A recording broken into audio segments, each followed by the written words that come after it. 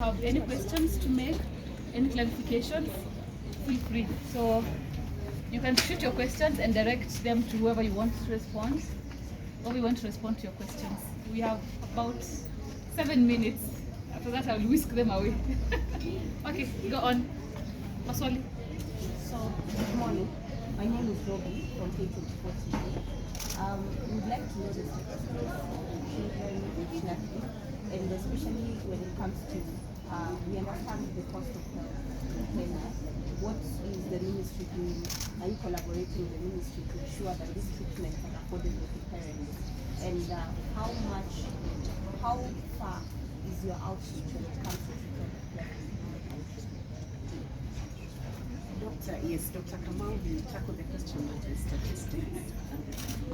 Okay, thank you for this. So when it comes to statistics, it's estimated that we have 5 to 6 children born every day. So we say about 2,000 children born. In terms of the cost, if you were to just average it out, it will cost maybe around 350,000 Kenyan shillings to have one surgery, whether it's to treat the cleft lip. Does the cost also include the surgical services? Yes, that is only the hospital cost. Once the patient goes into the hospital, all the processes that go around it, including the surgical, anesthetic, pharmaceutical, all the costs, about 300. And maybe as an organization, we understand that currently the government is trying to ensure that healthcare organizations or health volunteers are being transferred to health promoters. Does that also happen to your organization, inclusively to ensure that we have enough service providers? Well, the idea of even doing this celebration was to get awareness of the existence of our center and our foundation. So we've reached out to a few of those health promoters, but we've not really engaged properly. But now we have the support, for example, of the county government as well as our senator, where we'll be able now with their political goodwill to engage with health promoters in different county governments, and then we can be able to push. The awareness is what it is. Education, the awareness, and just to know that there is actually a center that can be able to do. For now, not many people know. That has been a challenge for us. Dr. Is the condition hereditary or just? Well, children are born with it, so it's a congenital malformation. It develops during the first trimester of pregnancy for a lady. Now, what are the causes? There is no known cause, but factors such as maternal nutrition. That's why poverty is a big thing.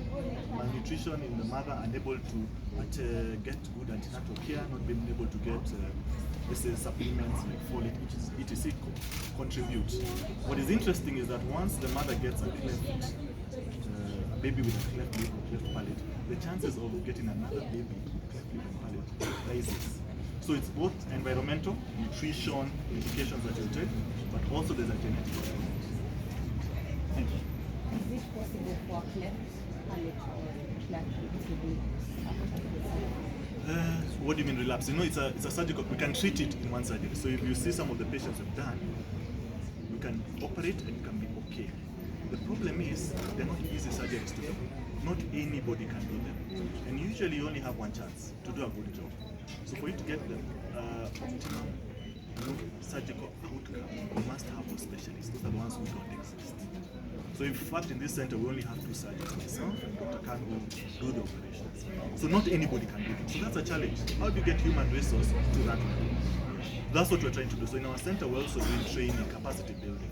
So we have to get in more surgeons, whether they're from the counties or even outside the country, to improve their skills. You've only got one chance. So when you mean relapse, you can do a cleft lip repair, but it can be terrible. And it makes it worse for the parents. In fact, the cleft lip repair, if you do it badly, can look worse than the gap. Does that mean now there's a routine that the parents need to have after the surgery to ensure that the healing process and what does that mean? Excellent question. Yes. Like for any surgery, the most important is not even the surgery itself. It's how you take care of yourself, the baby, after surgery. So the first 2 weeks are the most critical. If you have to take care, children should not be engaged in any activities. Try and limit them. Try and limit how they use their hands to their face. They might want to scratch, we want to try and limit that because that can affect what? The surgical site. So it's very true. The first 2 weeks post-operative.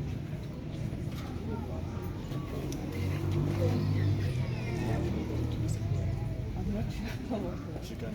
Yes, you can. Thank you, members of the Home Estate. And I want to congratulate Dr. Kamau together with his team, Dr. Khan, and the whole team of Belarisu Medical Center for bringing a smile and hope to Kenyan children who are born with cleft lip and palate. At least we know for a fact that many parents in Kenya cannot afford the kind of money that would be needed to do this corrective surgery and to bring a smile to their faces. And we know the stigma that is attached to cleft lip and palate. Many people may even say it's witchcraft or it's something weird that is happening to the family. But at least we know now it's a medical condition and that there is help. And more importantly, they are not charging anything. It is free. You know, the government has been talking about affordable health care. Now today we have a real able partner who has marshaled funding for this institution to be able to bring that smile of hope without the patient having to pay. So they don't need to worry like how much will you take care of the bill, am I going to be discharged after the operation. I would just want to tell the parents out there, if your child is having cleft lip and palate and you have not had a solution, you are out there in the county, just give a ring to Belarisu. Yani mpige simu hapa Belarisu kama mtoto wako ako na shida ya cleft lip and palate. Mpige simu hapa, Daktari Kamau pamoja na Daktari Khan atawasaidia na mtoto atatibiwa na mdomo itakuwa sawa, and she can now, the child can now smile. So for me, I would call it Operation Smile. If I was to name this clinic, I would name it as Belarisu Smiling Center. It's a smile center. The children can just come and they will be corrected without any pay. That is important. You know, we've been talking about affordable health care, but this is free medical care, free surgery, free consultation from the doctors. So don't be afraid, just give a ring. And I'm happy the county government is here, county government of Nairobi, because the clinic is situated in Ngara. This is Desai. It's in Ngara, meaning you can come over, and because they are being hosted in Nairobi County Government, we are hoping, Mr. Kefa, that you're now going to help this clinic to have an ambulance as the county. You help them with consultants, you add them more consultants in nutrition, you second more staff here, especially so that we can also see the contribution on Nairobi County Government to make this a success.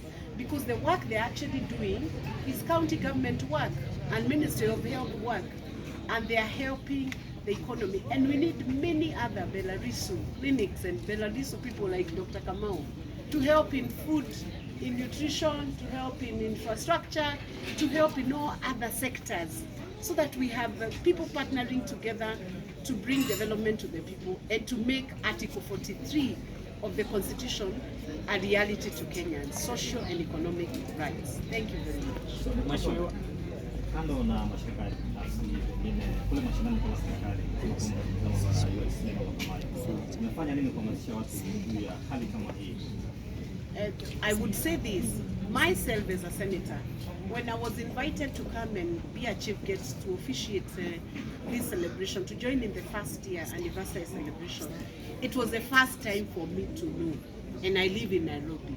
What does that tell you? That even the Nairobians may not know about it. But because we have started to interact with this institution now, we know this is the only clinic or the only medical center in sub-Saharan Africa, not just in Kenya, that can do the kind of operations that are being done here. That means now we can start to give that knowledge and information awareness to people, so that people can come and seek the information. Some of the diseases we have, or some of those deformities, are things that can be cured by medical expertise and medical knowledge, operations. And we are saying for this specific one now, I think from today, the story will be different. Within the next few days, all the 47 counties will have known through the partnership with media. All the 47 counties will know today, if your child has cleft lip, you can come and be treated for free. If you repeat this information a few days, people will know about it. And more importantly, we want to ask the county government to support this initiative, even the Ministry of Health to support the initiative. Position an ambulance here, because some of the patients don't even have fare to come here to this clinic. So when you have a patient of that nature, then with the support of the county government, the patient can be brought to Nairobi because it is cost-free. It doesn't have any other cost. It's just the logistics of transporting the child and the mother or the father. You bring them here, they will be assessed, they will be given a date for the operation, and the next thing will just be a smile for that child. Thank you very much.